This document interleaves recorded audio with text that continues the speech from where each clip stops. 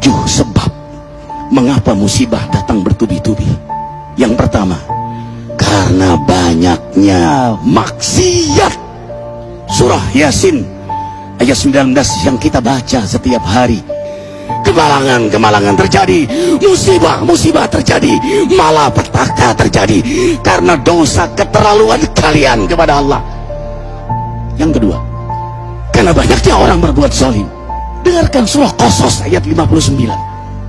Kami tidak akan menghancurkan satu daerah kecuali para penduduknya banyak berbuat zalim. Anak durhaka pada orang tua, istri yang berani kepada suaminya, perampok, pembunuhan di mana-mana. Ini mengundang bala bencana.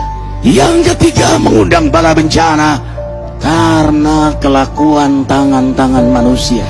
Rum 41. Telah tampak kerusakan di daratan dan lautan karena tangan-tangan jahil manusia, agar mereka merasakan akibat perbuatan mereka. Sebagian mereka merasakan akibat perbuatan mereka, agar mereka kembali kepada Allah. Yang keempat, bencana terjadi karena para tokoh melakukan kemaksiatan dan kezaliman. Dengarkan dengan iman, wahai penduduk Indonesia yang mulia, bila kami ingin menghancurkan suatu negeri, kami perintahkan para tokohnya untuk taat kepada Allah, tapi mereka maksiat, tapi mereka berbuat zalim, tapi mereka khianat kepadaku dan kepada makhlukku. Fahaqa alaihil qaul, maka haklah untuk mereka datang bala bencana seperti kaum Ad, kaum Samud, kaum Lut, kaum Nuh. Kami hancurkan sehancur-hancurnya. Siapa tokoh itu? Para pemimpin kita yang sumpah Al-Quran di kepalanya, demi Allah tidak korupsi. Lalu korupsi. Siapa lagi? Hartawan, orang-orang kaya yang dengan harta berpoya-poya, sombong, maksiat dengan kekayaannya di tengah orang yang banyak menderita. Siapa lagi? Ulama yang menjual ayat-ayat Allah dengan murah. Subhanallah. Yang kelima, mengapa bala bencana terjadi?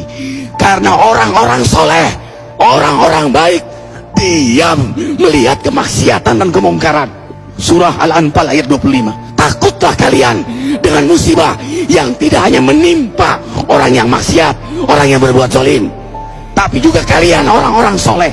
Maka masa bodoh dengan kemaksiatan bukanlah sikap seorang mukmin. Amar ma'ruf nahi munkar adalah amal cerdas. Yang keenam, justru karena rahmat Allah, karena peringatan yang Allah hadirkan agar hadir mahkamah kesadaran kita. Ikhwah, dengarkan dengan iman surah Al-Baqarah ayat 155, 156, 157. Kami pasti uji kalian dengan sesuatu yang membuat kalian takut lapar, takut miskin, takut kematian.